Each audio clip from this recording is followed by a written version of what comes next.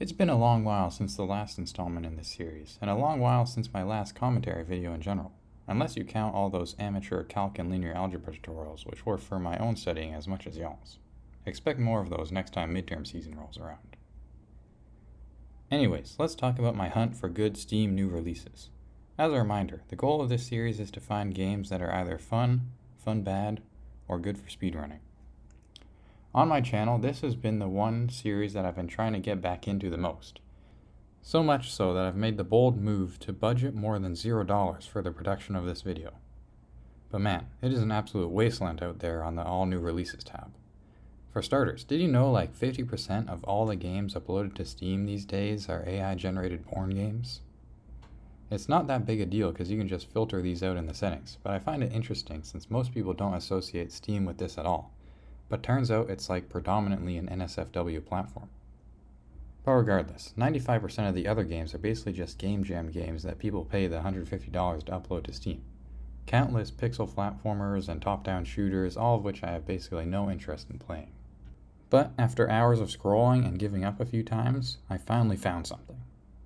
Actually, I found a few things. Frost Train and Soul Devourer were great, but I was too lazy to make videos about them. But this time, I'm not lazy, and this time the game I found was City of Springs. My reaction to finding this game was as if I had found an oasis after 40 days and 40 nights stranded in the desert. I didn't bother doing any research, and after tossing over my 4CAD, just dove straight in. All I really knew going in was that it was a 3D open world game with some kind of deck building aspect. So I'm going to introduce the world to you at the same pace I learned it. First, we see this epic cutscene that I'm now realizing is just reused from the final boss.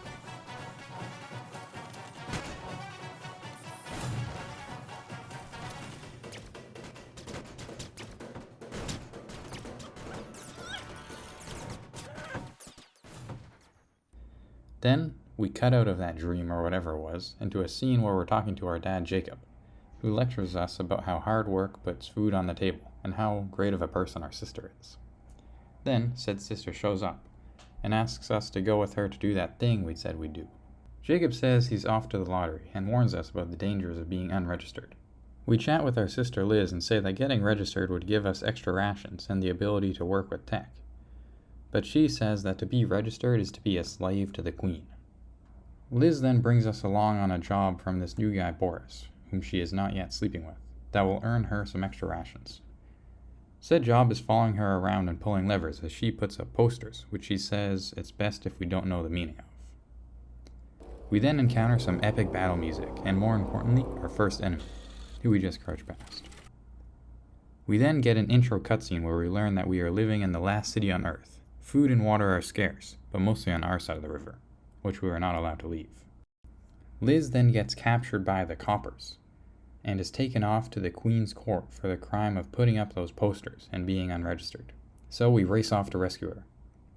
After a tutorial stealth section, we make it in and swoop down on a banister to rescue her, but narrowly miss.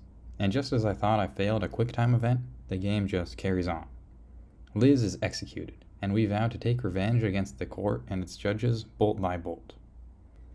While breaking into a super secure facility with no planning whatsoever is very cliche, this bait and switch type thing where it ends up amounting to nothing certainly isn't, so overall, good intro.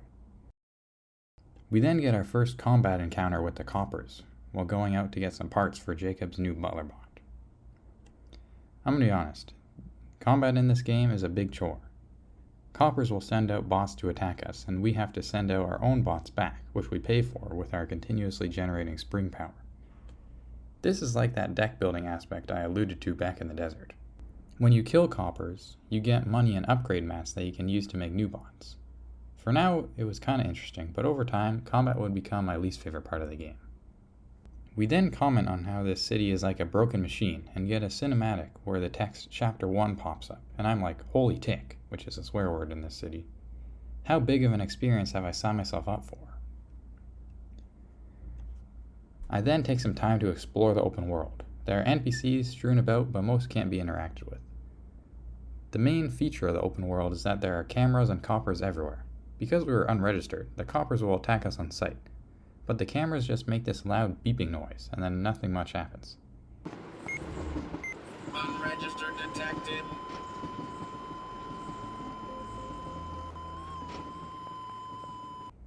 You can destroy the cameras, but I eventually just started completely ignoring them. There are also these loudspeakers all around that are constantly wailing and telling people to go report unregistered 10012. Oh my tick, it was like constant background noise for the first half of the game. That and our occasional mumblings about the state of the world. People don't have much here. Turns out the cameras are what activates these, so I guess that's your motivation for destroying them. Anyways, after a quick side quest where I have to go press E on some boxes to restore the town's spring power supply, I head back to Jacob, who says that the rationing centers are on lockdown. I say that this will cause hundreds of unregistered to starve, which I find interesting, because I would have assumed that the population of the whole city was in the hundreds, but apparently there's hundreds of unregistered alone. In hindsight, I think this is just one of those hyperboles, though. We then go back to that guy Boris, who tells us to sneak into the Ministry of Sustenance to get a key so that he can sneak in. Then we do some ghost busting, then we go register Jacob for the lottery on his behalf. Oh, and by the way, the lottery is like a housing lottery. The city is divided up into districts, all with roughly equal population, but with each receiving different amounts of resources.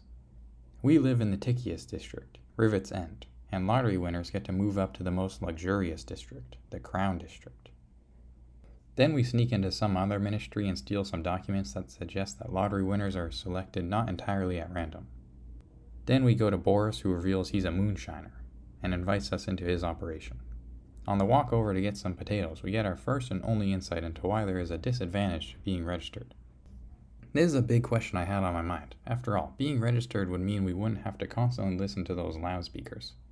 Not to mention the fact that the coppers that are all over the city wouldn't kill us on sight. So we must have a pretty good excuse for being unregistered. Maybe the registration facility is like some kind of super DMV, where the process just takes so long and it's so painful. Or maybe we're like some extremist libertarian who doesn't believe in any interaction with the government.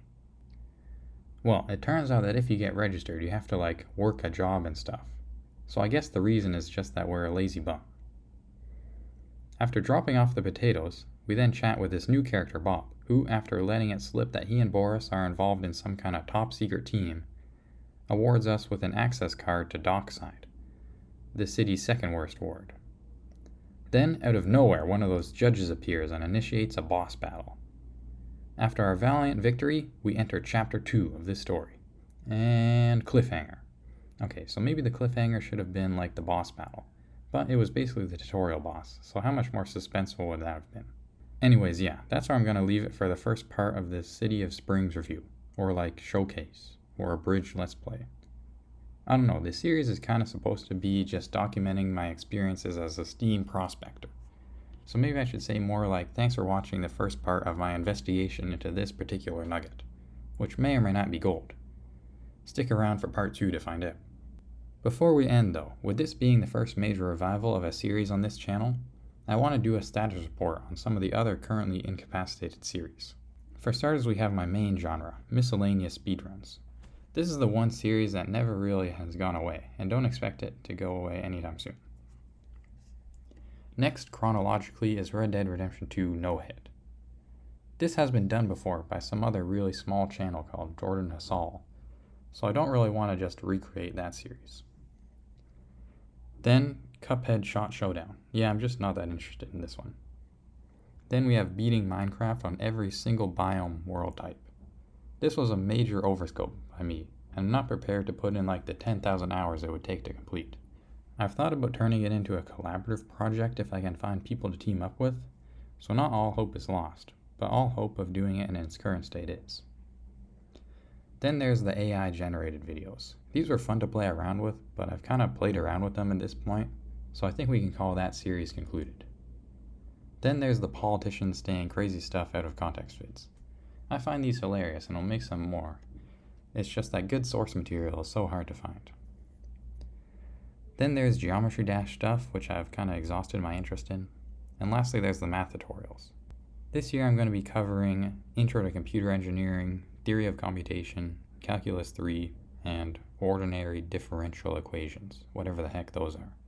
So look forward to those if those are things you would look forward to. My New Year's resolution for this academic year is to double the number of high effort videos on the channel, so I'll definitely be posting something, even if it's not a continuation of previous series. So yeah, that's my state of the channel breakdown. Thanks for watching.